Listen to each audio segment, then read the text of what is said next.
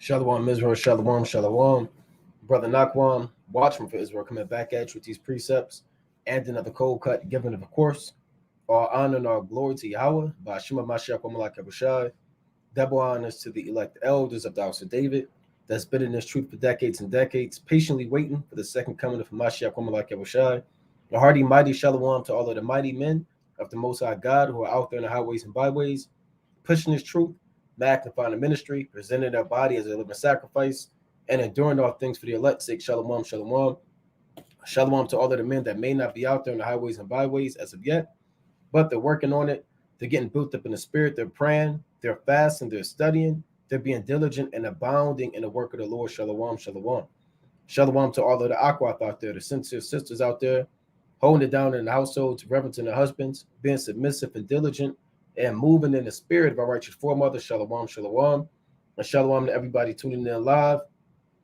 Antonio Brayboy, Issachar Right Princess, Ancients Knew Why Don't We, Love Pious, WFI Seattle, Shalom King, Don Israel, Daughter of Zion, Shanika Jenkins, Yasha Allah, or Yashawa Salakia, Elijah Jones, the Don Israel Vincent, and everybody else tuning in and that will tune in through the spirit and power of Yahweh Shema Rashai. Back at it again, another live. The harsh and bloody truth about Thanksgiving. The harsh and bloody truth about Thanksgiving. We touched on it briefly on a previous live. I didn't spend too much time going into Thanksgiving and its history and entirety, so I want to kind of take that time to go into it now. Again, right now it's 144, right? That's the spirit is 144, and people are still cooking, right? Turkey is still in the oven. Mashed potatoes are still being whipped up, man. Thanksgiving, the sweet potatoes are still being drenched in sugar, brown sugar, butter, and all types of madness, man. Right? People are still making their turkey, cutting up this and cutting up that. Right? They're stuffing in madness. So either you could be a partaker of the world and their evil day that is a day of slaughter, genocide, robbery, murder, plundering, rape, molestation, disease outbreak, biological warfare, madness, and just outright maliciousness. Or you could be a partaker of Yahweh Bashim Yahushai, huh? And the days of righteousness. So let's go into the harsh and bloody truth about Thanksgiving. Let's go first and foremost. Let's go to the book of Isaiah. Right? Let's go to Isaiah chapter 10. Right? Because even to create a day, knowing, and it's not as if the so-called white man doesn't know. It's not as if, he's caught by God like a lot of Israelites are. He knows the history. There's a saying in the world, winners write the history, right? He's the one who is the victor, and he knows what he did, man. This damn devil knows how many people he killed. He knows how many people were enslaved. He knows his true intentions of coming over here, man. So to make a day about murder, right? No, it's not about family time, man. It's not about spending time with your auntie and loved ones. It's a day of murder, bloodshed, slavery, and rape. Nothing more, nothing less. Isaiah 10:1. Woe unto them that decree unrighteous decrees, and that write grievousness, which they have prescribed. Meaning, woe unto them, meaning death and destruction unto them who make unrighteous laws. A decree is a law, right? So you have certain people that establish days to celebrate. You're taking off work. Stores are shut down. Businesses are closed. This is an unrighteous decree. They say that everybody has to get together and be in mirth, carve a turkey up, family football and friends, and feasting, and come together under the slaughter and victory of Esau over Jacob. So the so-called white man, death and destruction unto you and your society for establishing even a holiday off of this, right? And that right grievousness which they have prescribed, to turn aside the needy from judgment, and to take away the right from the poor of my people, that widows may be their prey, and that they may rob the fatherless. And that's what they have done, man. They have taken the right from the poor of my people. They have turned aside the needy from judgment. We're going to go into it, man. How do you have an entire continent given to you by the Most High? Now you're put on a reservation, starving, drunk. Alcoholism is at an all-time high. Suicide rate is at an all-time high. Depression is at an all-time high. Right? Amongst the Gadites and the Reubenites, man. They don't get a fair shake. The needy have been turned aside from judgment, and the right that we have to serve the Most High has been turned away. Right? Widows became the prey. Women were raped. How many women got raped? How many Native Americans from these different tribes, man? Pequot, Chippewa, if I'm pronouncing that correctly, Iroquois, right? Mohawk, Seminole, Apache, Blackfoot, Cherokee. Right? How many women got raped, man? How many children were left without their fathers? And it's a day that, Jake, you want to get drunk on and you want to watch the big game and, get the itis and eat pecan pie on the day when everybody was killed. The Most High said that what will ye do in the day of visitation and in the desolation which shall come from far? To whom will ye flee for help? And where will you leave your glory? Meaning when the Most High finally get up with you devils, there's not a damn thing you're going to be able to do about it. Right? Europe isn't going to be able to help you. The Arabs ain't going to be able to help you. You can't flee to outer space. You can't go into Sputnik 3. You can't go into an Elysium. You can't make a water damn fortress in the ocean. You can't flee for help. And the days draw nigh when the Most High is going to get up with you devils, man, for making a day off of robbery and rape and destruction. This is Job chapter 20 and verse 19. It reads, well, this whole chapter is good, man. 20 and 15. He hath swallowed down riches, and he shall vomit them up again. The Most High shall cast them out of his belly. So he is Esau, and he has swallowed down riches. He names entire land masses as mockery. Now, Costa Rica, why would he name it Costa Rica? A rich coast, because he took all of the natural resources. Why would he name the Puerto Ricans Puerto Ricans? Port of riches. Ivory Coast. Everywhere he goes, he names it after the lands or after the resources that he takes, man, for the most part. So he swallowed down ivory, topaz, ruby, gold, gems. Stop thinking Gad was just over here with a loincloth on, and stop believing the narrative that Esau shows you. Or they had a loincloth on and they had a spear in their hand and a bone in their nose. All of the riches they took, our forefathers had. The Most High says he's going to vomit them up again. He shall suck the poison of asp. The viper's tongue shall slay him.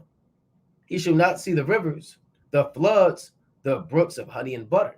Yet the floods of honey and butter and the brooks is speaking about the wisdom and understanding that's going to be dispersed in the kingdom. Right? The other nations are going to have a chance to learn the truth and learn the Most High and learn the laws and learn the commandments. You can read that in Zechariah 8 and 20 on down, Isaiah 2, Micah 4, right? All of the other nations are going to see the brooks of honey and butter, right? They're going to eat the leaves of the tree. They're for the healing of the nations. Esau's not going to see that because he's going to be exterminated off the face of the earth. That which he labored for shall he restore, and shall not swallow it down. According to his substance shall the restitution be, he shall not rejoice therein. So according to all that they took, they have to pay back. Here's the point. Because he hath oppressed and hath forsaken the poor, because he hath violently taken away an house which he builded not. Tell me that's not talking about Esau. And for all you simple jakes who always say, how do we know that's talking about Esau? How do we know that's the Edomites? It don't say Edom. It don't say Esau. It don't say so-and-so. Well, you have to just know it in the spirit, man. Who else hath violently taken away a house that he didn't build? Who else took down lands? Last time I checked, Esau was given Mount Seir for an inheritance. That was the land given to him. Esau wasn't given Europe. He wasn't given Jerusalem. He wasn't given America. He was given Mount Seir. Let's get that real quick. So what the hell is he doing on the other side of the world, bro? Robbing people of their land. Genesis chapter 36 and verse 8. Thus dwelt Esau and Mount Seir. Esau is Edom. So Esau dwelt in Mount Seir, man.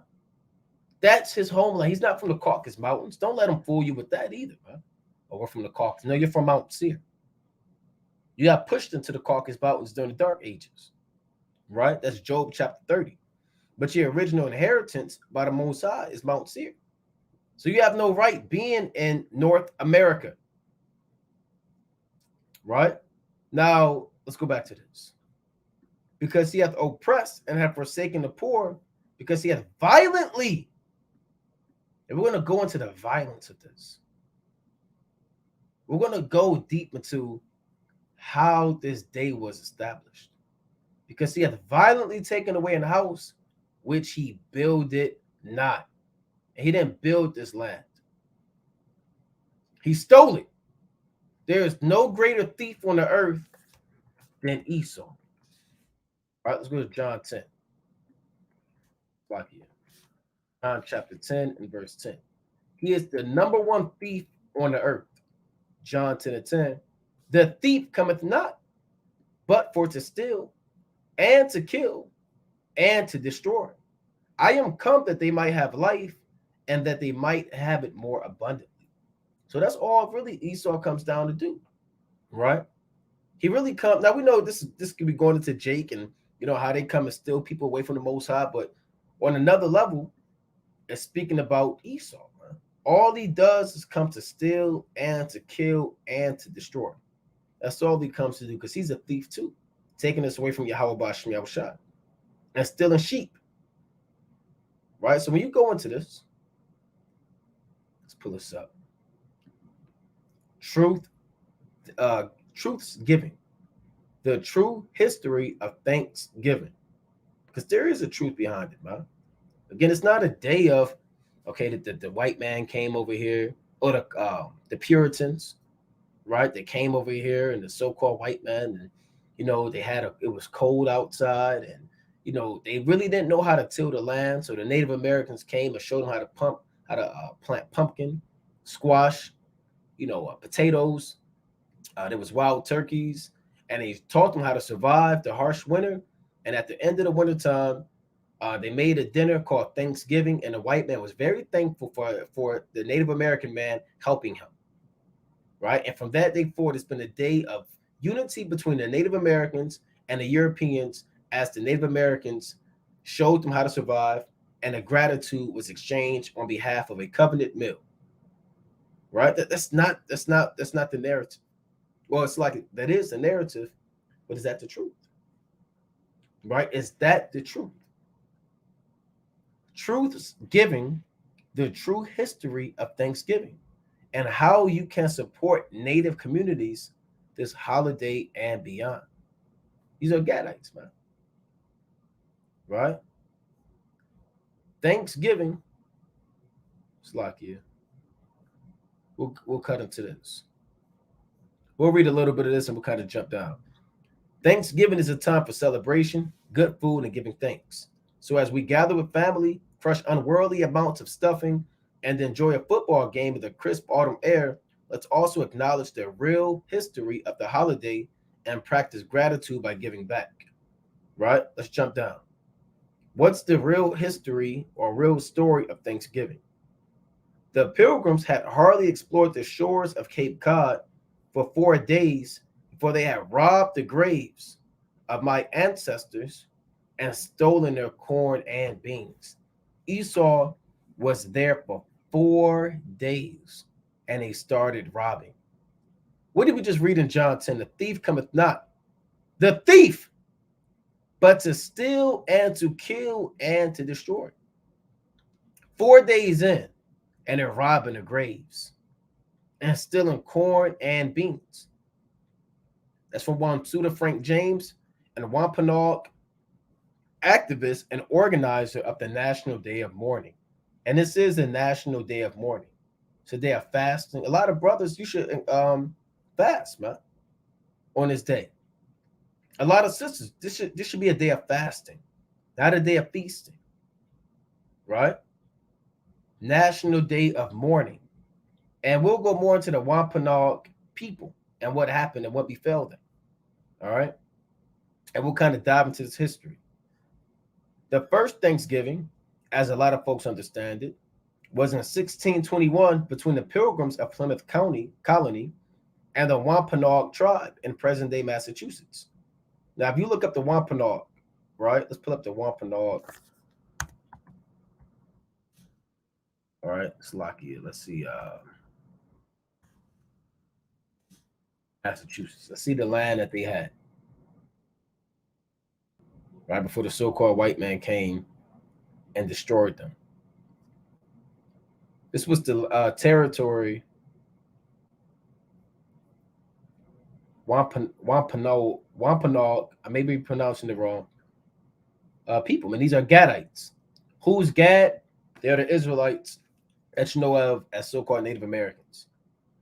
So here's the territory of the Wampanoag people in 1620, right? 1620 in Massachusetts. Cape Cod, where they said Esau was there 4 days and started robbing, right? Cape Cod Bay, right, etc. This is the territory where you had massive murder going on. And we'll talk about this. We'll touch on this through the spirit and power of Yahweh Hashem Yahushua.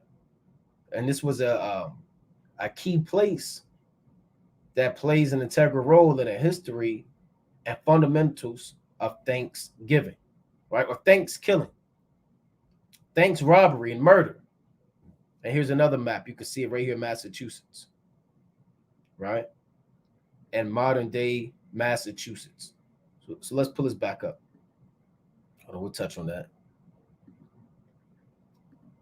Okay, and while records indicate that this celebration did happen, there are a few misconceptions we need to clear up. Because of the erasure, in other words, removal and exclusion of Native American narratives from the histories, a lot of us were taught. We've been left with an incomplete picture of what happened or what really happened. So here's the full story. Yeah, the narrative you get is the one I gave you, right? The white man came and they couldn't survive. So the Native Americans helped them and they had a feast afterwards and it was happily ever after. Right? Remember, the so-called white man is a lie, as a liar. He's the father of lies, right? That in John chapter 8. He is the father of lies. And all his descendants are liars. And every so-called white man is a liar. Yeah, we said it. Well, what about my boss? Well, what about, yes, he's a liar too. Well, not my professor, not my neighbor. They're all liars. And they're all thieves and murderers. And if you don't find out now, hey, it'll catch up with you. Bro. Yea, John 8:44, yea, are of your father the devil, and the lust of your father ye will do. He was a murderer from the beginning and abode not in the truth, because there is no truth in him. When he speaketh the lie, he speaketh of his own, for he is a liar and the father of it. And the Lord was getting on wicked Israelites, man, concerning Cain. But Cain is really the father of the Edomites on a deeper level. Yahushua knew that and knows that. And he called every so-called white man a liar, straight up and down. He said he is a liar. He didn't say, well, that white man over there, he's a liar, but that one, he's not. Okay, well, that Edomite right there, he said, no. He, meaning every Edomite, is a liar and they're the father of lies. Let's go to Psalms, chapter 58. So that's why history is not given, man. Your truth isn't told. What really happened isn't revealed. Whatever you learn in this public education system or private or charter school system, it's not the truth of the matter.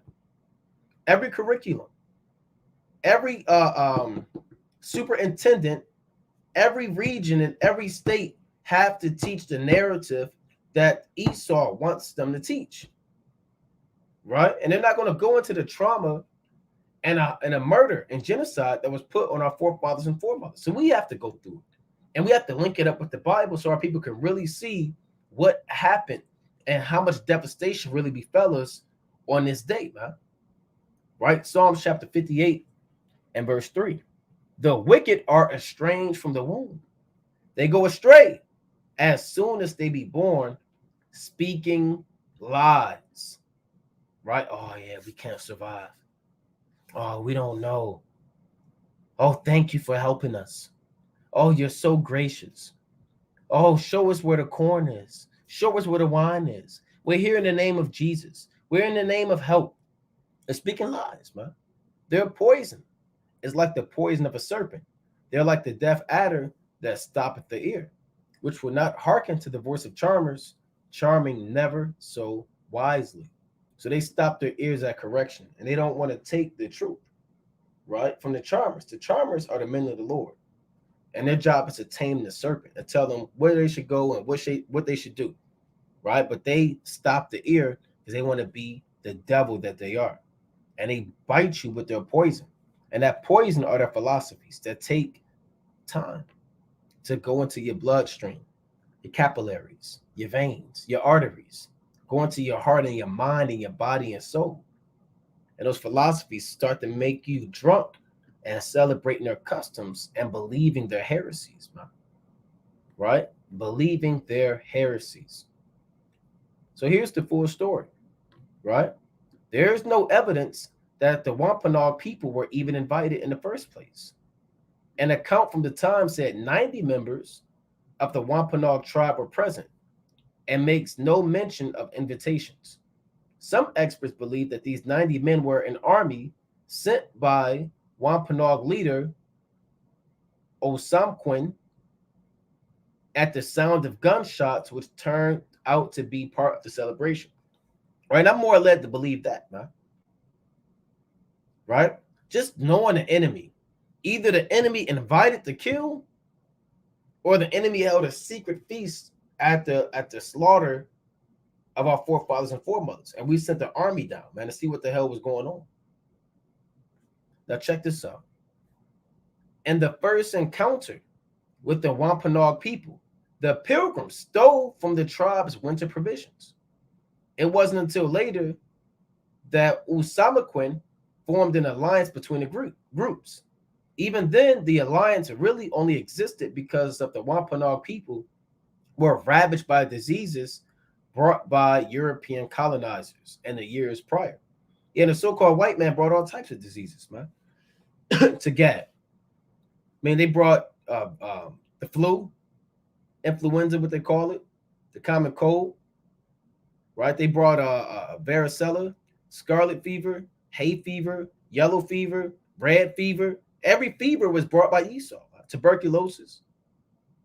I had this, what did I have? To show all these diseases that they bring, man. That's what the Mosai said in Habakkuk. Let me get this precept. They enlarged their desire as death. It's Habakkuk chapter 2 and verse 5.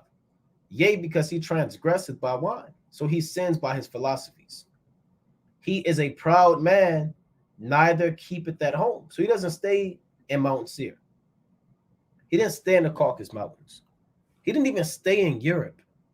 Now he's in America. He won't even stay in America. He's in Taiwan, the Middle East, Australia, Japan, South Korea. Neither keepeth at home, who enlargeth his desire as hell, meaning as the grave. He consumes like the grave, and is as death, and cannot be satisfied, but gathereth unto him all nations, and heapeth unto him all people. So the so-called white man, his desire and life is as death. All he does is bring death. So he brought nothing but disease, man, on the earth. That's why I had this. Check this out. This is from Native Voices, right? And the time telling Native people's concepts of health and illness. Now here's a timeline of Gad's relationship with Esau. right? So from 1493 to the 1550s, native peoples began dying from European disease. Now, even before that, let me show you. Let's go to what happened. There was actually a law put out by the Pope saying, go and enslave the Gadites on that side of the world. There was an actual law and decree put out by Esau saying, yeah, you can go to that side of the world, and anything that you see, you take it over in the name of the Pope. And that was a decree, right? 1493. The Pope asserts rights to colonize, convert, and enslave, right? That was the sole intentions, to convert, enslave, and colonize. There was an actual law put out. Let's go to Daniel chapter 8. So even before this so-called Thanksgiving meal, we know and understand now the true intentions of Esau. He didn't come over there to have a good time before a vacation. The purpose of Esau going over there, they were on one accord to take that land down. They called it manifest destiny, right? And we'll touch on that too. Daniel chapter 8 and verse 25. It reads, I'm going to start at 24. And his power shall be mighty, but not by his own power. And he shall destroy wonderfully, and shall prosper and practice, and shall destroy the mighty and the holy people. And he destroyed wonderfully, man. I mean, nobody knows how many Israelites died. I mean, there's just generic numbers thrown out, 70 million. I've heard 100 million, 150 million, but nobody really knows. It would have to be billions. Like you said, well, Naquam, you can't prove that. You don't know. Well, I can't prove it. But knowing the track record of Esau, it would have had to have been billions that he slaughtered. Because the Most High said he would destroy wonderfully. Meaning it would be a wonder on how this man would kill. It wouldn't be, your mind wouldn't be able to comprehend it. When something's wonderful, you can't comprehend it. It's full of wonder and amazement. How is he killing so many people? How is he able to do it? How many people have fallen under his hand? So he was able to destroy wonderfully, and a lot of the wonderful destruction was by means of the disease. Not much more by the sword, but by the diseases that he brought. That killed almost as much people, if not more, than a sword. And he prospered and practiced and destroyed the mighty and the holy people. And through his policy, also, he shall cause craft to prosper in his hand, and he shall magnify himself in his heart, and by peace shall destroy many. He shall also stand up against the prince of princes, but he shall be broken without hand. So his policies are his laws. Like we read in Isaiah 10, woe unto them that decree unrighteous decrees. So one of his policies that he enforced was a policy by the Pope saying, yes, you Edomites can go to the so-called New World. Because you got the old world and you got the new world. The old world is the Eastern Hemisphere. Right? The Eastern Hemisphere. The new world is the Western Hemisphere. So the policy says you can go to the Americas and everything that you see, convert it, conquer it, enslave it, capture it, kill it in the name of the Pope. And that's how he caused craft and witchcraft to prosper in his hand. And he magnified himself in his heart. And by peace destroyed many. You see that? So that's how he kills many people, by peace. Oh, we're just here for love. We're just here to show us how to till the land. Show us how to grow our squash. Show us how to hunt. Well, Esau, you don't need to know how to hunt, man. You're a cunning hunter by nature.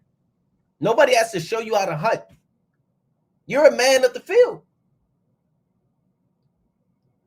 But he did that through deception, that he may gain intel and get close to Gad just so we could kill him, man. I don't believe that narrative. We don't believe the narrative at all. I'm trying to figure out how to make maybe to a certain extent. But hey, we know you Edomites, man. You destroyed them by peace, coughing in blankets, your laws, coming in deception. That's what the Most High said in Proverbs, right? 26, 24. He that hateth, right? Proverbs 26 and 24. He that hateth dissembleth with his lips and layeth up deceit within him. See that? So when you hate somebody, and he is really Esau, they lay up deceit within them. You're not going to bring it out openly, right? You're not going to be just called a nigger and a monkey and an ape by every Edomite every day. Even though they give you that Edomite smile, and I'm not going to do it, everybody knows the Edomite smile that they give you. Just because they say good morning, Joe, and how are you, and how was your weekend, and here's the door, doesn't mean that they love you. They still hate you. Yeah, we're going to tell you straight up, they hate you. No, not this Edomite. He let me hold his ladder so I can clean my gutters out. And this Edomite, he got me a job. He told me that he will look out. Hey, well, what does that mean? You got some of these Edomites, they're coons, and they don't know, but in their spirit, they hate you. And it's going to come out eventually. That's Sirach chapter 12 and 10 on down. So they lay up deceit within him. Verse 25. When he speaketh fair, believe him not, for there are 7 abominations in his heart. So just because he speaks sweet things to you, don't believe it. And that's what Gad should have. There's a people, I believe there's somewhere up the coast of India, Asia, Indonesia, somewhere. And the story goes that is when they see anybody come on boat to their land, they kill them. They meet them out there. They don't let anybody come to that island. And I believe they haven't been colonized, man. I believe they ate a few people. Now, do I know the name of the island, the name of the people? I can't remember. But there's the actual people. You can look it up, man. There's accounts of people kind of going by boat and escaping because when they got there, hey, they'll kill you, man. That's how Gad should have been. Now, we do know on a deeper level that all things have to be fulfilled, that the curses and the prophecy have to be fulfilled. But, you know, Gad should have killed him on spot. Right? They let Esau beguile him. Now, ultimately, it was prophecy. But to this day, Jake, you still moving that same spirit. You have no excuse. You can't be getting tricked and beguiled by Esau saying, well, it's prophecy. Brother, you know better now. Because these things that were written aforetime are written for your learning. Right? Proverbs 26 and 25. When he speaketh fair, believe him not. For there are 7 abominations in his heart, meaning many, not just 7. Right? Whose hatred is covered by deceit.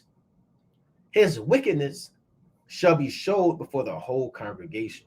So all of his hatred is covered by deceit. That's his policy. His policies are laws of hatred and murder. By peace destroying many is him laying up deceit in his mind, but acting as if he's peaceable too. Right? Let's go to Psalms. Chapter 55. This is Psalms chapter 55 and verse 20. He hath put forth his hands against such as be at peace with him. He hath broken his covenant. Yeah, and Gad was at peace with Esau. But Esau, he'll still put forth his hands against you. Even if you're at peace with him, he'll find a way to make war against you and destroy you. He'll find a way to break the covenant. It may not be tomorrow, but it might be the day after. The words of his mouth were smoother than butter, but war was in his heart. His words were softer than oil, yet were they drawn swords. See that? So Esau got a smooth, double-tongued spirit, huh? And he's every Edomite. The sooner you acknowledge that every Edomite is who the Most High is talking about, the better you'll be. But if you just think it's a few or just the elites, okay, it's just the Rothschilds and the Rockefellers, right? No, it's every Edomite. You got to have that mentality. Every Edomite has war in their heart. Every Edomite have words that are softer than oil, but yet they're thinking about how to draw a sword out and slay you. And they did that to our fathers, man. Let's get a quick precept before we dive back into that history. Let's go to First Maccabees, right? Let's go to First Maccabees, chapter 1, right? Let's do First Maccabees, chapter 1, and verse 30. I'm gonna start at 29. And after 2 years fully expired, the king sent his chief collector of tribute unto the cities of Judah, who came into Jerusalem with a great multitude. So the Edomites sent the chief collector, who came to Jerusalem with a massive army, right? And spake peaceable words unto them, but all was deceit. Well, that's Esau right there, right? Speak peaceable words, but all was deceit.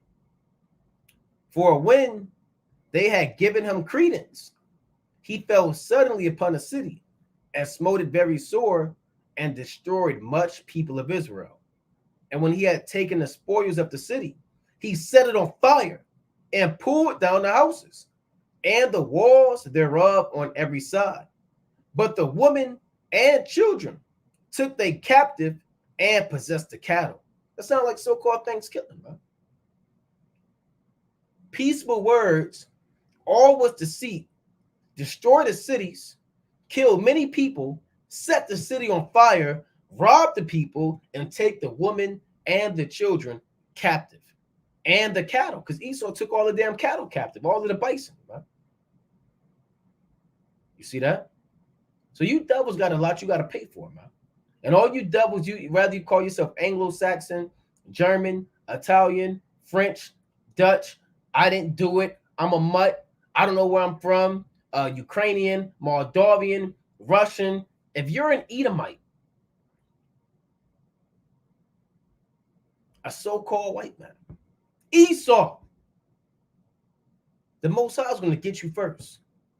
Because who is this that coming from Edom? Yahweh Shah is going to get you first, man. And then we're going to lay our hands on you too. And we're going to have a feast, man. The Lord said we're going to make a noise as through wine. We're going to have a feast after we slaughter you. They say, well, I don't know about that. I didn't see that in the Bible. My pastor didn't show me that. Well, we're going to show you. There's going to be a feast. Or we're going to act as if we're in a feast, should I say, after we destroy the so-called white man. And we have many feasts. And what do you think Purim is about? Destruction of Nicanor. Who do you think? You think Nicanor is an idea? Nicanor is a person. There is a day given to us by God called the destruction of Nicanor, the destruction of an Edomite, a so-called white man. Purim. The Lord killed Haman and 10 of his sons, man. Lynched them at the gallows. I believe there was 70 plus cubits tall. But this decree right here, or these precepts, speaking peaceable and falling upon a city, that sounds similar to so-called Thanksgiving, right? Let's read this one more time. Daniel 8:25. And through his policy also he shall cause craft to prosper in his hand, and he shall magnify himself in his heart. He call himself God, the angels, white Jesus, right? And by peace destroy many. His laws, disease, right? Deception. He shall also stand up against the prince of princes, right? He's going to stand up against Yahweh Shah. Stood up against the high priest and stood up against Yahweh Shah as he attacked the priesthood. But ultimately, on a deeper level, he is going to fight against Yahweh Shah. But he shall be broken without hand. All right? So let's go back to this. Let's go back to, I want to get this, right? So here's how it started. The foundation, 1493, the Pope asserts rights to colonize, convert, and enslave. Pope Alexander VI issues a papal bull or decree called Inter Caetera. That's what it's called. Now, what is Inter Caetera? That's his policy that we read in Daniel 8. What is this about? In which he authorizes Spain and Portugal to colonize the Americas and its native peoples and subjects. The decree asserts the rights of Spain and Portugal to colonize, convert, and enslave. It also justifies the enslavement of Africans. Now, we know when they say Africans, they're really talking about the Israelites, right? They're really talking about the so-called black man, which you call a Judite, right? It's like a Benjamite, Levite. So they were making laws about this. There are laws that justify slavery. So don't get it twisted. And even though it says Spain and Portugal, and so-called Thanksgiving is about the English, they're all in one accord. They're all Edomites, just with a geographical boundary, right? Let's jump down. I'm going to show you a little bit about this decree. I'm not going to read this whole thing. This is madness. Here's a quote from the Inter Cetera, the papal bull decree from Pope Alexander VI, right? Here's what he said. I'm not going to read this whole thing. You can read it on your own, right? Out of our own soul largest and certain knowledge, and out of the fullness of our apostolic power, by the authority, this is hypocrisy, by the authority of Almighty God. No, that's blasphemy, man.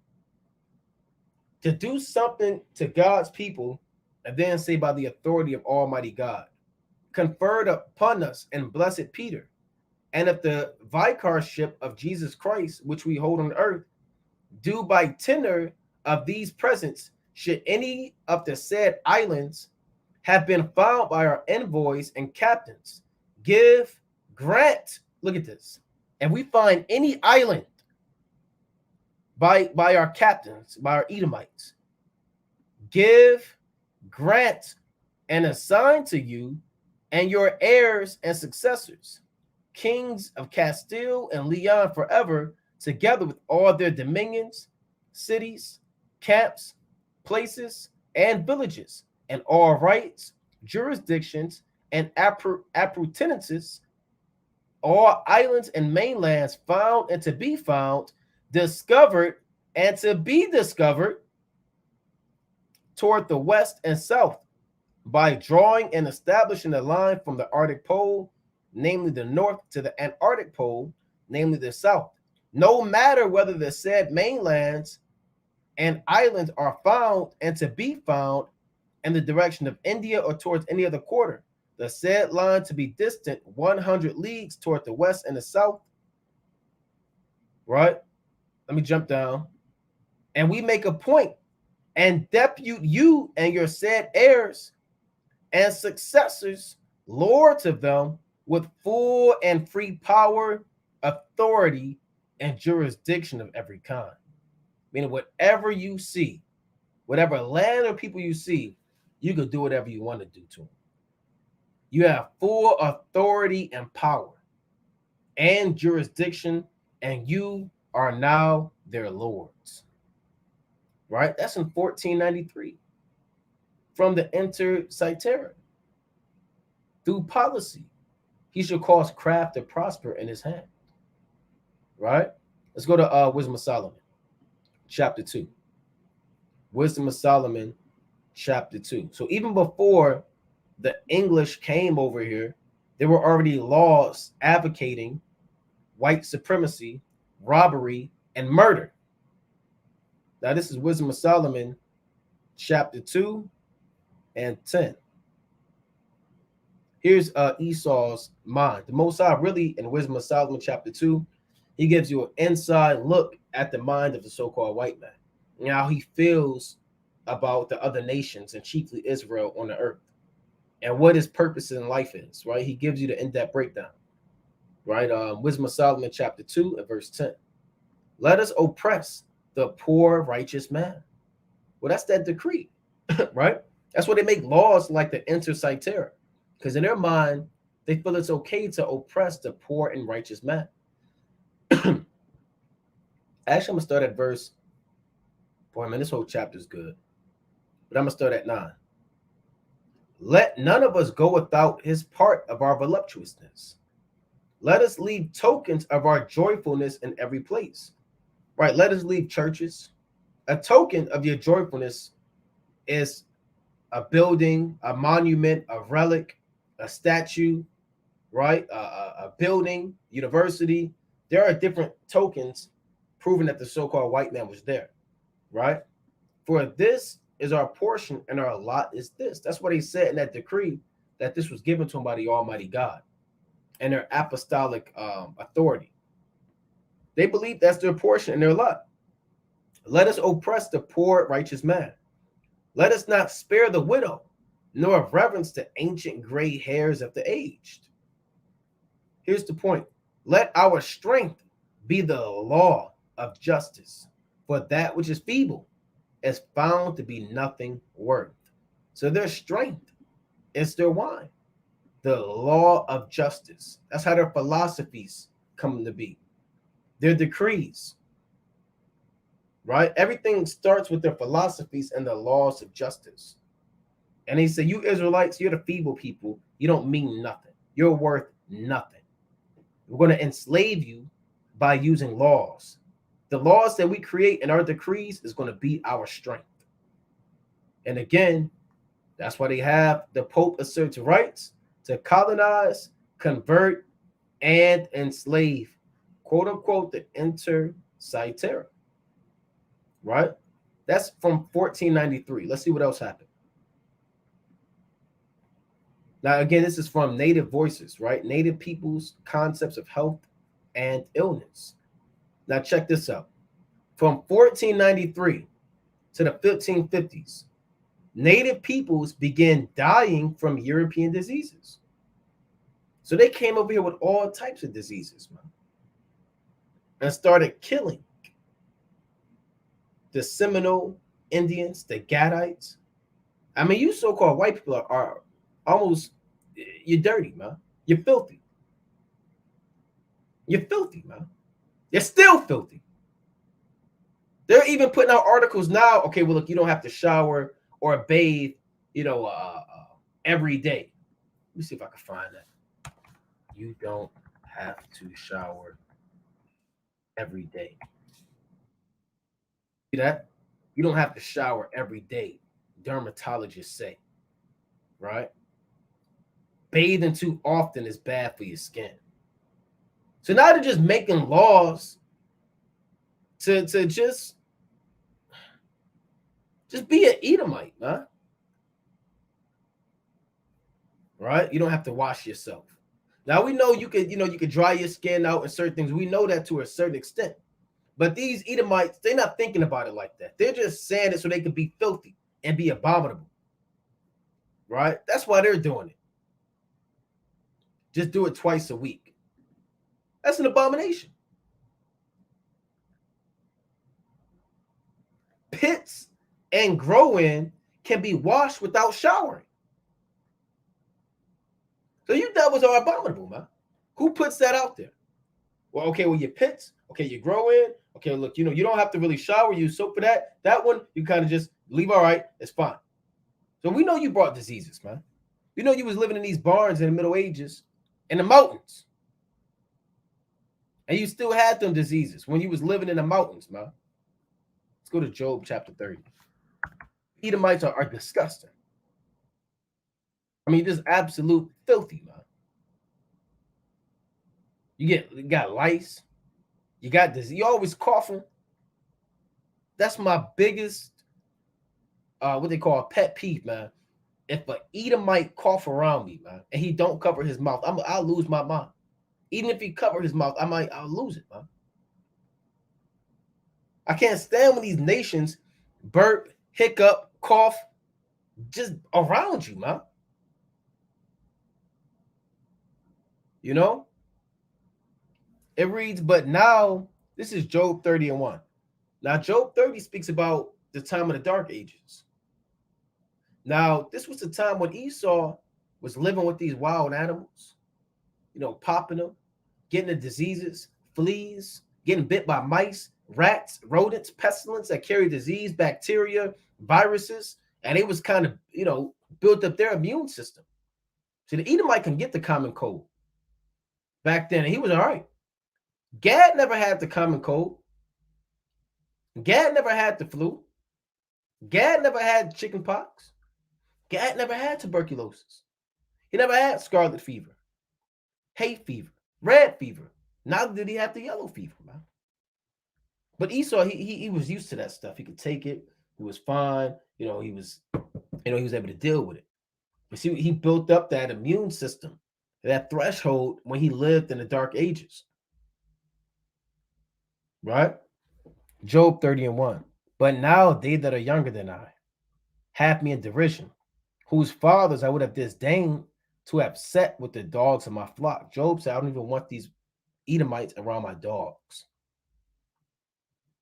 Yea, whereto might the strength of their hands profit me, and whom old age was perished? Meaning, what can they do for me? What could the strength of Esau profit me? What could their religion do for me? Politics, holidays, customs. How could it profit me? How could somebody who lived like a beast profit me now? How can somebody who just came out of a cave profit me? It's not as if Esau was living in the cave 10,000 years ago. That's what he wants you to believe. 10,000 BC. He was hunting woolly mammoth. He wants us to make you think that he was in the cave so long ago. This just happened, man. It just happened. He just got out the caves, out the mountains. A little before the 1300s. He just got out. It's only been like 700 years or so, more or less. He just got out. Shaved himself, put a suit and tie on. He want to make you think that he's always been somebody, man. He's a nobody. He's a liar, a devil, an envious, pedophile, child molester, murderer. So why could they hands profit us, man? That's what Job is saying. For what in famine? They were solitary, fleeing into the wilderness, and former time, desolate and waste. Right? For what? Meaning they lacked land, because the land was being taken over by Jake. Their money was being taken over by Jake. Their resources was being taken over by Jake, all during the dark ages. All their food. So they were kind of shut out by everybody. They were solitary. Nobody wanted to deal with the Edomites after the fall of the Western Roman Empire. So they were put to flight. That's what it says, fleeing into the wilderness. Because if you're fleeing, somebody's chasing you. Somebody on your head. They're on your heels, man. They're running after you. So Esau had to flee into the wilderness. And he had to flee into those Caucasus Mountains. And former time. The former time is not the present time. The former time is the dark ages. The medieval time. Right? And he had to flee in former time. They were desolate and waste. Who cut up mallows by the bushes and juniper roots for their meat. They were driven forth from among men. They cried after them as after a thief. So they were driven out. Get out of here, Esau. Jake mustered up a military, marched after them, and chased them up into the mountains, man. Because they were thieves. To dwell in the cliffs of the valleys, in the caves of the earth, and in the rocks. So they was around rats, mice, snakes, bugs, ticks, fleas, pigs, and they were just living amongst them, popping them, eating them, walking on all fours. Some of these Edomites grow tails. Esau don't talk about that. He wants you to dissect the frog, dissect the pig. Why don't you talk about your anatomy, Esau, and your physiology? And how about a third of y'all grow tails and got cut them off in these hospitals, man? You beast. And how y'all just came out, man. Now you can say, well, look, you're going too hard on Esau. Give him a break. We're not letting up on Esau, man. Especially today. We're not letting up on the Edomites, man. They don't let up on you. We're going to get on Esau. And then we're going to do it physically. Because this is not enough. The Most High is going to have us do it physically too. So they were living in this lower state in a mire, and they ended up coming out, right? And bringing all types of diseases. Let's go to Revelation chapter 20, right? Revelation chapter 20 and verse 1. And I saw an angel come down from heaven, having the key of the bottomless pit and a great chain in his hand. And he laid hold on the dragon, that old serpent, which is the devil and Satan, and bound him 1,000 years. So he was bound up, right?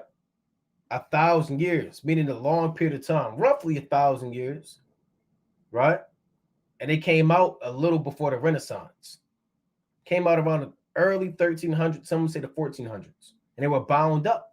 Meaning the Most High took their power away from them, right? He took their wisdom and their understanding away from them, all right?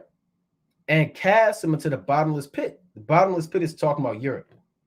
And shut them up and set a seal upon them that he should deceive the nations no more till the 1,000 years should be fulfilled. And after that, he must be loosed a little season. So he got loosed at the time of the Renaissance. And he came out and he started deceiving the nations, right? It's really talking about the other nations to gather them to battle in World War III or Armageddon. But really, the main nation that was deceived when he came out was Gad or Israel, man. We were the first nation deceived, right? We were the first nation deceived to bow down to white Jesus, serve these other gods, worship Caesar Borgias, right? Treat them and welcome them, bring them on our land. We were the first nation deceived. So they came out and they started making decrees after they came out the caves, man. And they started bringing disease after those 1,000 years. Native peoples began dying from European diseases. Diseases unknown to them spread rapidly among native peoples who lack immunity to viruses and bacteria caused by Europeans. As native peoples travel waterways by canoe to trade and to share news, they unknowingly take the germs to the neighboring tribes. Measles, mumps, chickenpox, smallpox, diphtheria, influenza, pneumonia, typhoid, and the common cold reach Florida and Cuba and begin their deadly march through populations across the hemisphere. See all this death Esau brought? Measles, mumps, chickenpox, smallpox, diphtheria, influenza, pneumonia, typhoid, common cold, and there's more, man. There's more. He brought all of this to this side of the world, right? Filthy, abominable man, right? Gad wasn't getting the common cold, man. We had herbs and, the land and the fruits and the diet, and we were being taken care of by Yahweh Ba'ashem Yahushua. Right, let's move on. 1501. Portuguese explorer kidnaps northeastern native peoples. Right? So don't think that in 1620 that was the first tension between the Gadites and the Edomites. So they was coming up there in the 1500s. Man. Right? They was going up in Canada, going up in Northeast, and they was enslaving Gad, man. So a lot of people, Gad isn't Israel. Native Americans aren't Israelites. They don't fit the curses. Well, they fit every curse. They fit every curse. They fit as much curses as the Judite, Benjamite, and the Levite. Right? So this is AD 1501. Portuguese explorer kidnaps northeastern native peoples. Portuguese explorer Gaspar Corte Real abducts 2 shiploads of Haudenosaunee or Iroquois and other peoples from what is now known as Newfoundland and New England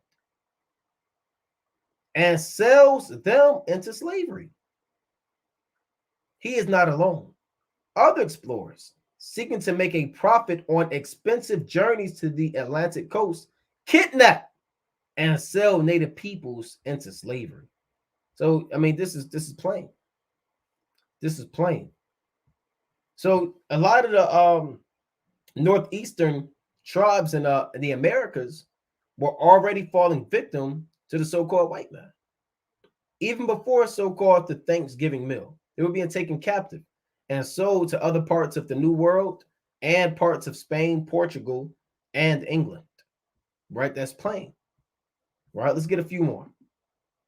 Then what happened? Foreigners come for cod and carry disease to New England. Carry disease to New England. For generations, teeming of schools of codfish support native peoples along the North Atlantic coast.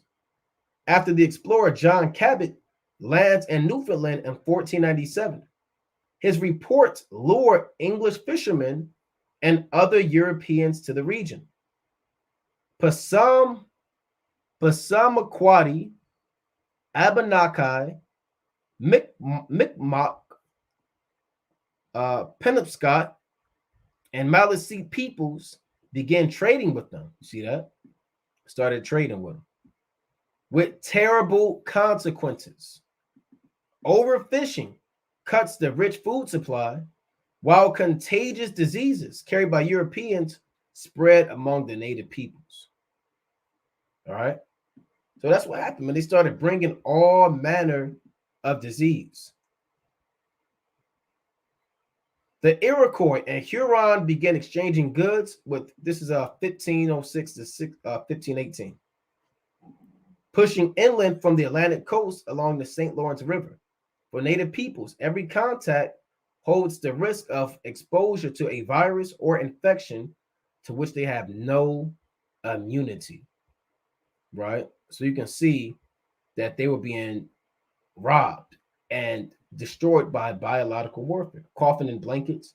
Esau coughing in their hand, digging in their nose, in their ear, shaking hands, touching this. And that was bringing disease and death on the earth. Now you jump in time. Let's jump in time to 16. Let's jump 1621. That's where we started initially. 1621. So we read things about in the mid 1500s, early 1500s. Then now we're up in the 1600s, and Esau is still here, man. He's still here, right?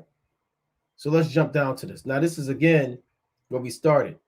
Truth's giving, the true history of Thanksgiving. Well, let's play this. But we'll play that another time. All right, let's jump down.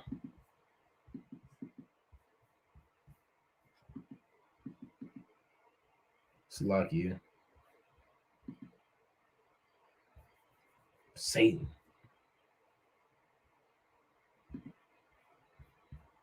All right. Bear with me.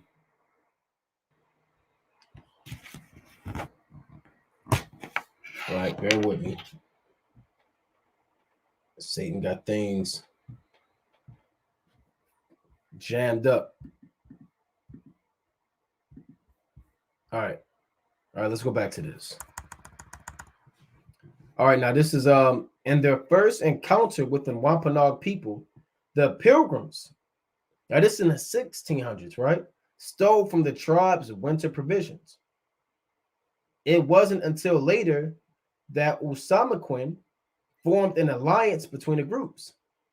Even then, the alliance really only existed because the Wampanoag people were ravaged by diseases brought by European colonizers in the years prior. And we covered those years prior.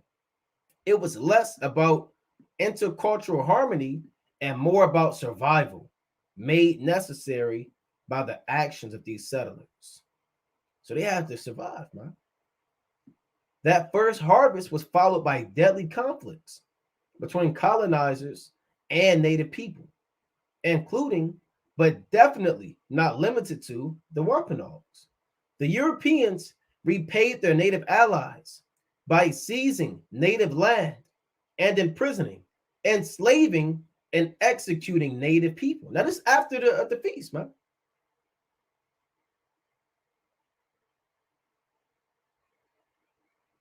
Following Thanksgiving, celebrations by European settlers often marked brutal victories over native people, like the Pequot Massacre of 1637 or the beheading of Wampanoag leader Metacom in 1676. So every feast was, or every victory and slaughter was followed by, or Salaki, every victory that they had over Gad, they would have a feast afterwards, man. A victory feast. One like the Pequot Massacre of 1636, right? And we're going to touch on that. The Mystic Massacre of 1637. This is where a lot of this so-called the feast comes from. So your feast of Thanksgiving really starts in 1620 and 1621, but also 1637, right? Because this was a major feast after the massacre of the Gadites, and they had a major meal. And this meal pretty much became the foundation and trailblazed Thanksgiving Day. So let's touch on that. Let's see. I'm not going to read this whole thing. And yes, Esau's the bloody man. He's the murderer. Remember, his blessing in Genesis chapter 27 said he would live by the sword, right? Genesis chapter 27 and verse 40. I'm going to start at 39. And Isaac his father answered and said unto him, Behold, thy dwelling shall be the fatness of the earth and the dew of heaven from above. So the blessing of Esau is that he would have dominion over the earth, right? The fatness of the earth are the best parts of the earth. The dew of heaven of above is him being everywhere. Like he's in this continent, like the dew's everywhere. The dew and the grass, it's not on one blade. It covers the whole lawn, right? So Esau's in South Africa. He's in Korea. He's in America. He's in Europe, right? He's in Australia. He has the dew of heaven from above, and he has the best parts of the earth. And by thy sword shalt thou live, and shalt serve thy brother. And it shall come to pass, when thou shalt have the dominion, that thou shalt break his yoke from off thy neck. You see that? So it's told that Esau would live by the sword, meaning by war. All he knows is war. All he knows is robbery and destruction. Right? And that's why they were able to go through from tribe to tribe and kill them, and they have a feast to commemorate it. Right? So let's go back to this. That was Pequot Massacre. All right. The Mystic Massacre of 1637, also known as the Pequot Massacre, was the pivotal event in the Pequot War and the New England fought between the English, along with their Native American allies, the Mohegan and the Narragansett tribes, and the Pequot tribe of modern-day Connecticut. So you had Coons in there too. The conflict was initiated by the English. See that? Makes perfect sense. On who initiated it. Who accused the Pequots and one of their tributaries, the Niantics, of murdering English traders. Even though Governor Sir Henry Vane and John Winthrop both accepted the explanation of the Pequot chief Sassacus for the murders, as well as the wampum paid to atone for the deaths. Right? Let's jump down.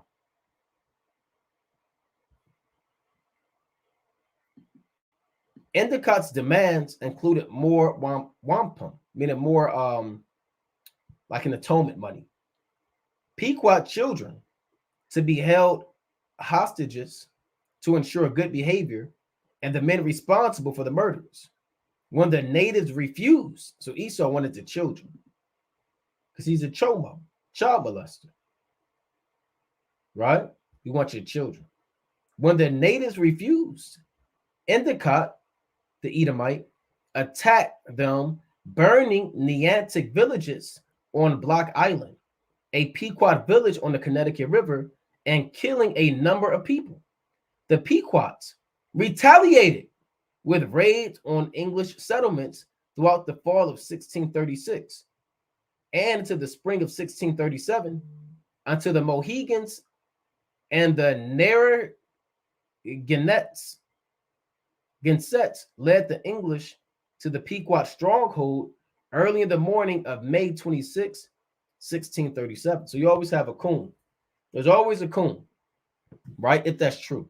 The Mohegans and the Narragansetts sold out to the so-called white man and delivered up their brothers, right? On May 26, 1637, where they set the fort on fire and killed almost all of the Pequots found there. Estimates range from 500 to 700 killed. I believe there's more, either by burning to death, being shot as they ran from the flames, or by other means, with most scholars agreeing on a higher number and most likely one even higher. Since the warriors were away from the fort when Saucicus at the time, most of the Pequots killed that morning were women and children. Killed over 700 women and children. But Esau's supposed to be some great fighter, some great warrior, right? But you can kill easily 700 women and children, right? 700 women and children. Saucicus directed an attack on the colonists as they were returning home afterwards, but did not have enough men to win an advantage.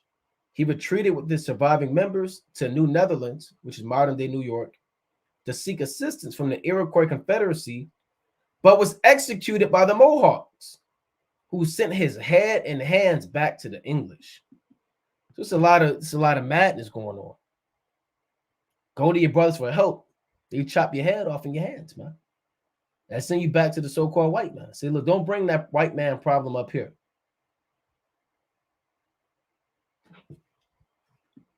Up to 3,000 Pequots living in Connecticut prior to the massacre, only approximately 200 survived. They were then sold in slavery or absorbed by other tribes and their lands, divided among the victors by the Treaty of Hartford in September 1638, right? 1638. Now, I really want, let me see if they got this. Let's see. They won't go into the victory mill. Let me see if they go into it on this one. Right, let's see. And this guy that killed those people, he I believe he still has a statue until this day. Let's see, Pequot Massacre Victory Mill. Now, when you go into this account, look at that. Indian land for sale. Get a home of your own. Easy payments. Well, that's hypocrisy. Get a home of your own. How are you going to steal somebody's land and sell it, but then sell it in the name of get a home of your own? That's madness. Hypocrisy. Right? Easy payments, perfect title, possession within 30 days. Fine lands in the West. Irrigated, irrigable, grazing, agricultural, dry farming.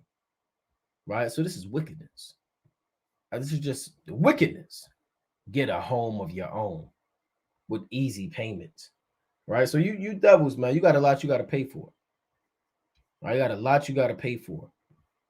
You got a lot you have to pay for. All right, let's jump down.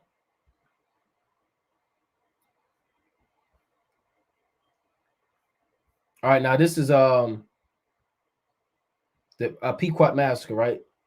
Following an especially successful raid against the Pequot and what is now Stamford, Connecticut, the churches announced a second day of Thanksgiving. So after they killed 500 women, or 500 to 700 women and children, and killed many Gadites and God's people, and killed them by disease, by deception, and by the sword. They say we're going to have a second day of Thanksgiving. So all you Israelites that want to celebrate Thanksgiving, shame on you, man. Oh, I just want to taste the pumpkin pie. Never had stuffing before. Well, I want to do this and I want to do that.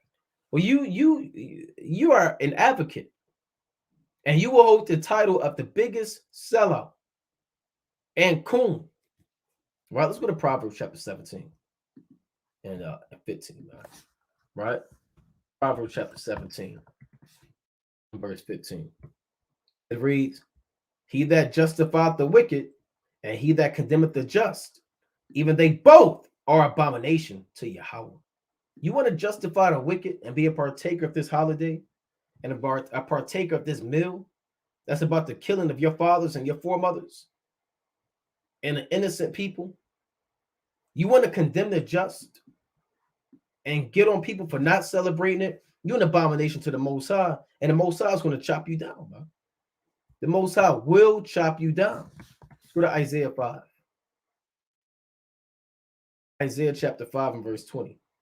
"Woe unto them that call evil good and good evil, that put darkness for light and light for darkness, that put bitter for sweet and sweet for bitter." So death and destruction to everybody that calls evil good, that calls this evil day a good day, that calls this evil day of slaughter and rape. How many of those women and children got raped, man, and molested and tortured by Esau? And you want to eat pumpkin pie, right? And you want to sit there and carve up the turkey. And every portion of that meal represents the body of a Gadite, man. The cranberry sauce is the blood. The stuffing are the intestines. The turkey is the body. Hey, everything goes with the wine that you drink, or the cranberry juice is the blood. It's a day of slaughter and robbery and murder, man. Right? All of those foods were all designed to go hand in hand with that day. So death and destruction, mourning and sorrow to them that call evil good and good evil, that put darkness for light and light for darkness, that put bitter for sweet and sweet for bitter. Let's go back to this. Right?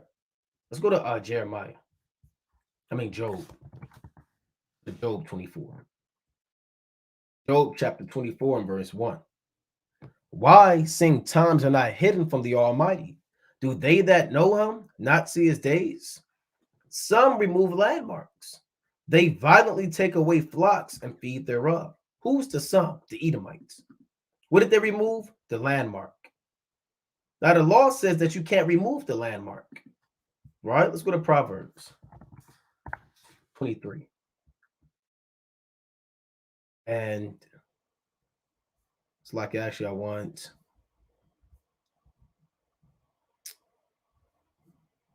may just get Deuteronomy.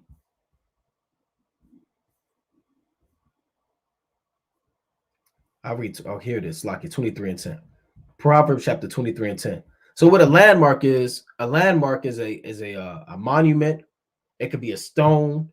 It can be a tree, like a fence, if you can understand, that shows the boundary of your land, where your land begins, where your land ends, and where another land begins, right? So if you have a landmark, essentially it shows where your land is, how much land you have, and the boundaries of your land. It's like taking somebody's fence. If somebody has a fence in their backyard, you just take their fence off and push their fence, 200 feet closer to their house, and you build your fence where their fence was. You removed the landmark, man. You stole their land.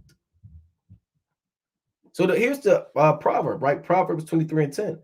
"Remove not the old landmark, and enter not into the fields of the fatherless." So they entered into the fields of the fatherless, man.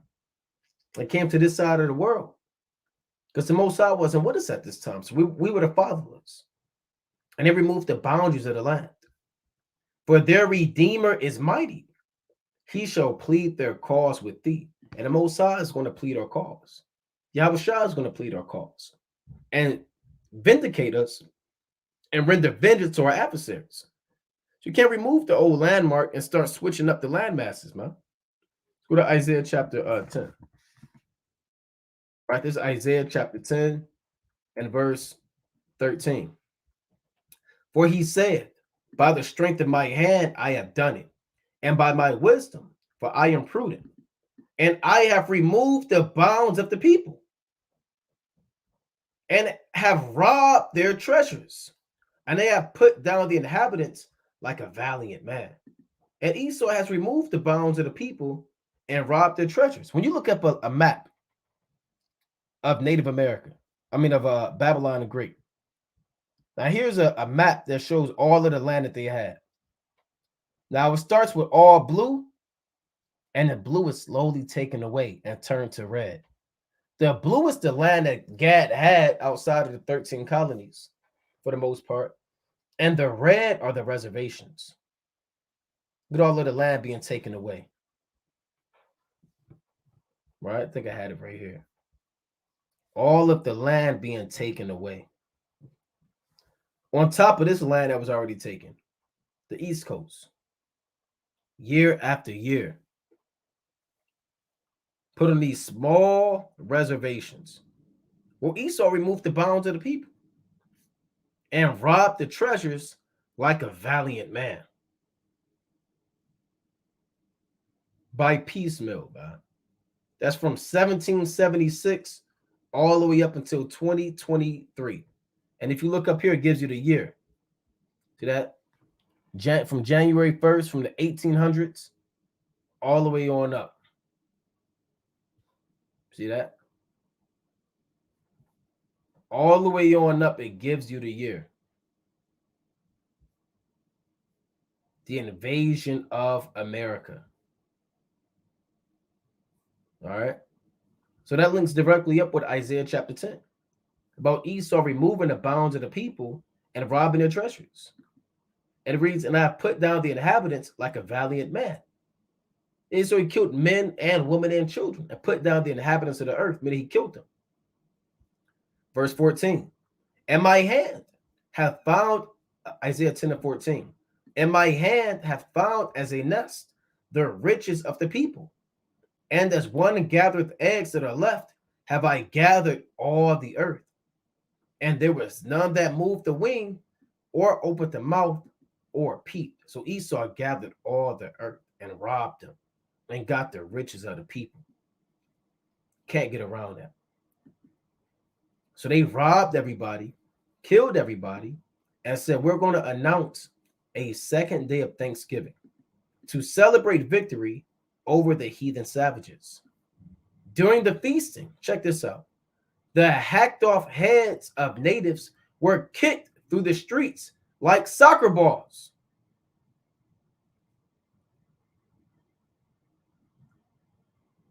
Even the friendly Wampanoag did not escape the madness. Their chief was beheaded, and his head was impaled on a pole in Plymouth, Massachusetts, where it remained on display for 24 years. That's some old hatred right there. 24 years, his head was on display. And during the feast, that's the football spirit, man, because soccer is football. All of that kicking the field goal, punting the ball, kickoffs down the field, end zone to end zone. Hey, imagine that being your forefather's head, man. Your foremother's head. Because evidently this is a day of football, right? Feasting and family. Where they ate you. They feasted off of your bodies. Divided and sold your family. And played football with your heads. Right? Here's an attack on the Pequot Fort. Here's them coming with disease and a sword and murdering all of the men, women, and children. See that?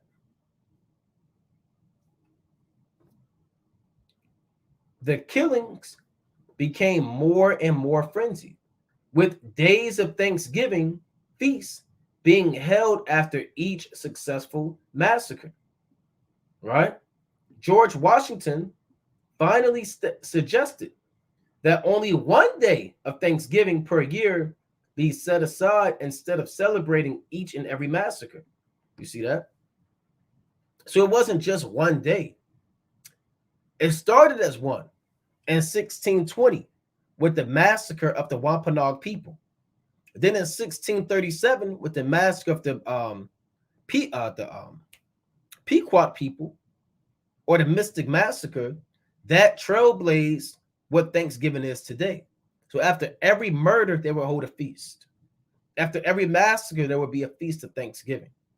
And they started spending too much money, took too much time. So George Washington, he said, we're going to have one day to commemorate every murder, every genocide, every woman that was raped, every child that was molested, every chief who was beheaded and his head chopped off. Let's just make it one day. And let's use that day as a day of celebration and holiday and feasting. And let us celebrate this day with mirth and gladness. And let that day not pass our hearts, man, without joy and mirth. And here you have Jake today celebrating Thanksgiving, not knowing what the hell is going on, how it happened, and when it happened. Black family Thanksgiving. Right? Look at this. And I'm sure you got some Native Americans celebrating Thanksgiving too, just like the so-called black man. Look at this. Destroyed. Destroyed. And they try to override the wickedness by saying it's about holiness and praying. You can't take something unclean and make it clean. Right? You can't take something unclean and wicked and make it clean. Now you're praying over it. Look at this. Heads ain't covered. No beards on their face. Pork, crab, lobster. Small table. Look at this.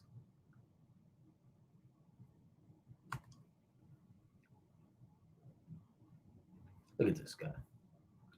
Shaved head, shaved beard. Grandma's house probably. That's probably her second husband back in the background. Right? Somebody got an Edomite woman. Right? That's the older sister. We miss it's a lot of madness going on.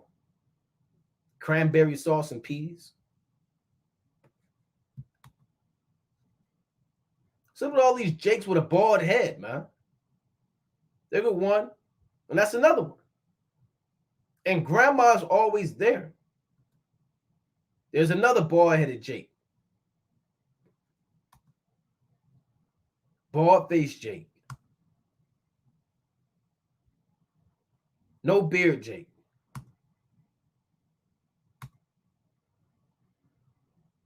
See that?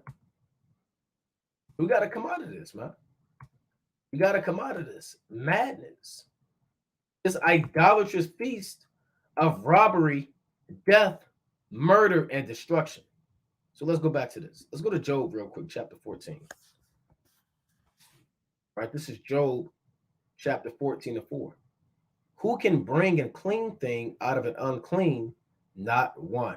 Not one person could turn something clean, make something about family, make something about purity, prayer, godliness, family time, gathering together and fellowship. Not one person can make something clean that is already defiled and unclean with bloodshed, robbery, philosophy, idolatry, lewdness, child molestation, pedophilia, rape, plundering, robbery, and madness. Not one person could do it. Not your pastor, not your granny, not your uncle, not your auntie, not your mama, not your pops. Not one person can bring a clean thing out of an unclean.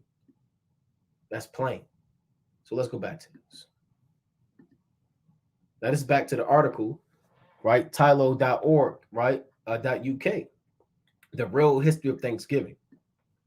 The killings became more and more frenzied, with days, right, plural, with days of Thanksgiving feasts being held after each successful massacre.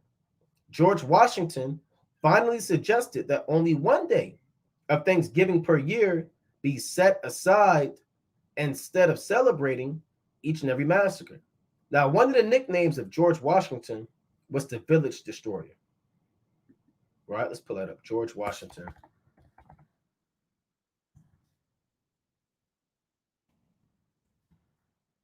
The Village Destroyer. See that?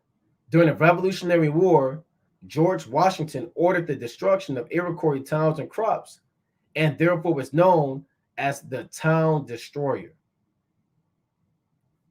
Right? So, of course, he's going to say, let's celebrate Thanksgiving.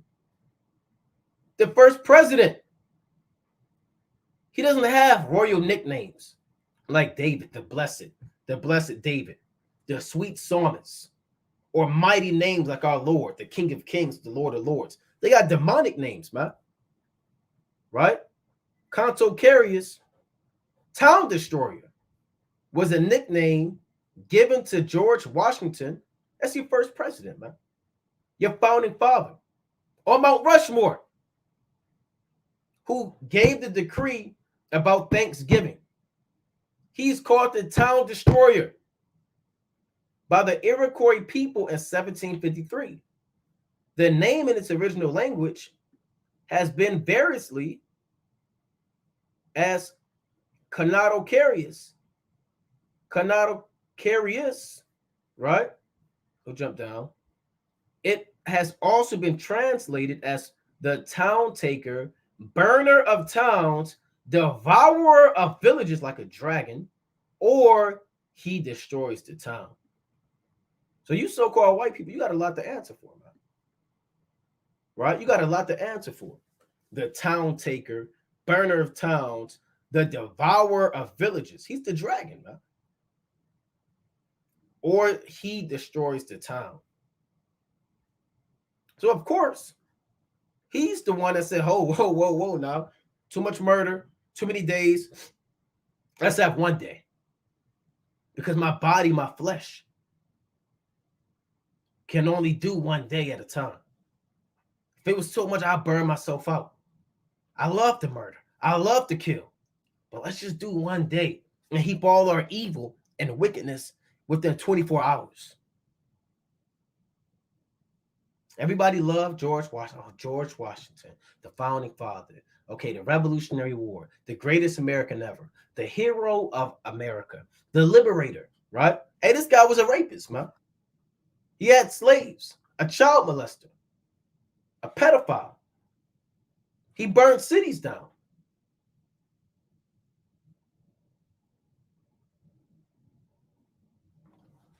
George Washington, the town taker, the devourer of villages, finally suggested that only one day of Thanksgiving per year be set aside instead of celebrating each and every massacre. Later, Abraham Lincoln decreed Thanksgiving Day to be a legal national holiday during the Civil War. Right? But everybody, you so-called black people, you love Abraham Lincoln. Well, he's the true first black president. He freed us. Man, he emancipated you. He translated you from the South to the North. That's all he did. He didn't free you. If he freed you, you would have been in Jerusalem right now. Bethsaida, Capernaum, Nazareth, Mount Hebron. He didn't free you Negroes, man. He sent you up north to work in the factories. That was an illuministic agenda. He's just a puppet. Stop thinking he had a say-so, man.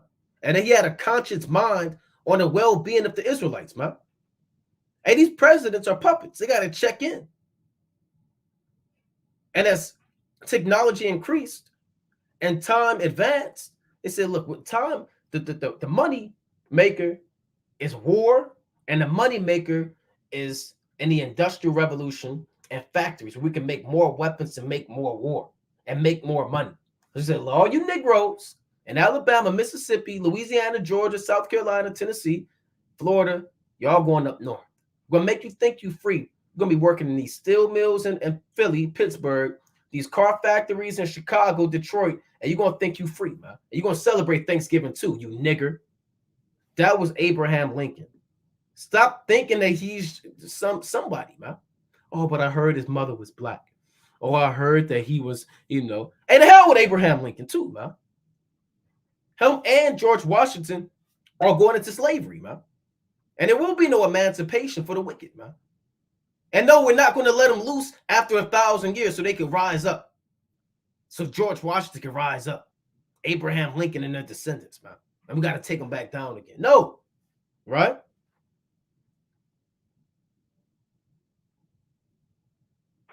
Hey, let Abraham Lincoln come to camp. Let George Washington come to camp, man. Let him walk up the camp. It's a lot of Edomites. That's a lot of Edomites that a lot of brothers wanted slavery, man. If we had a draft, they draft us. We're gonna have a draft.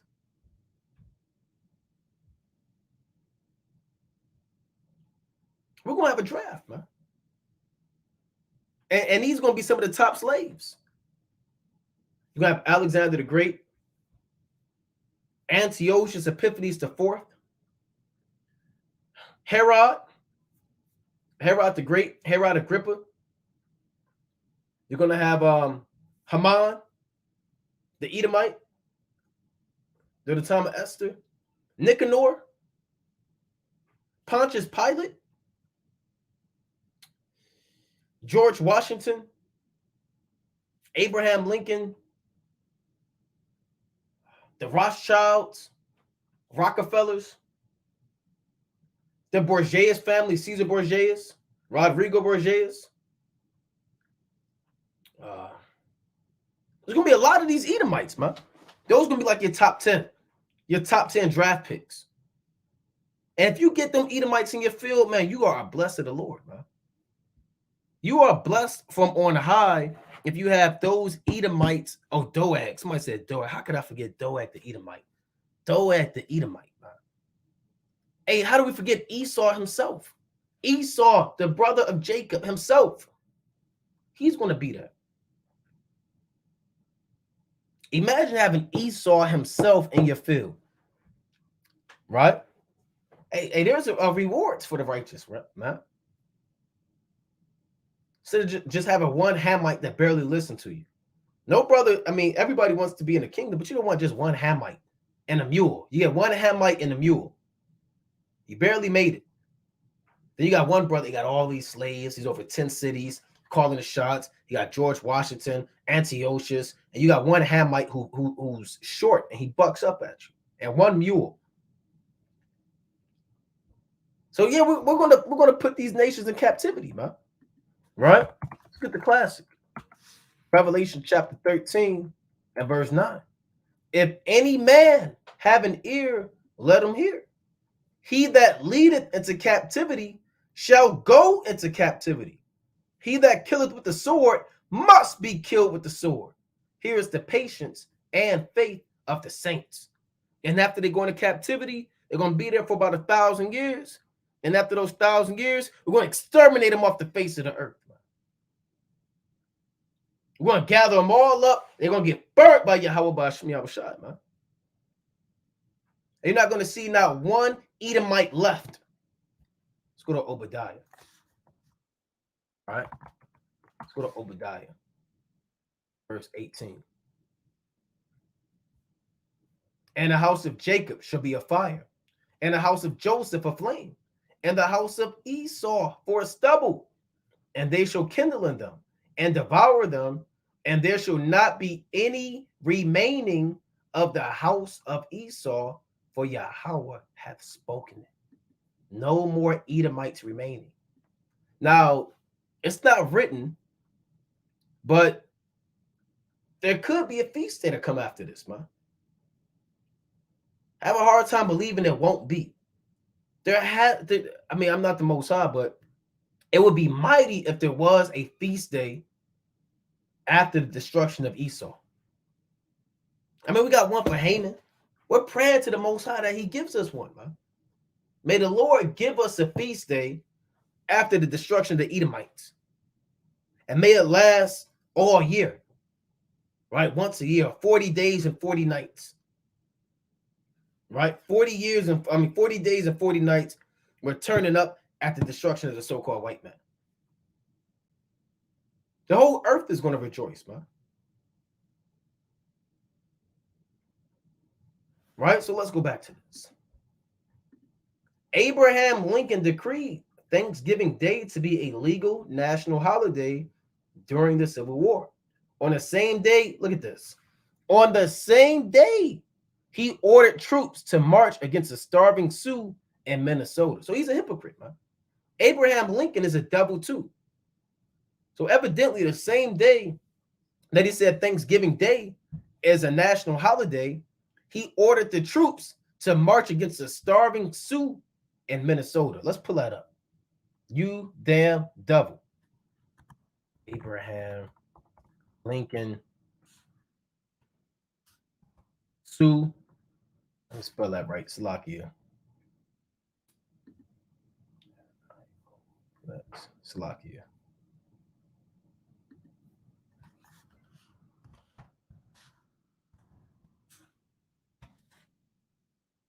See that? See that?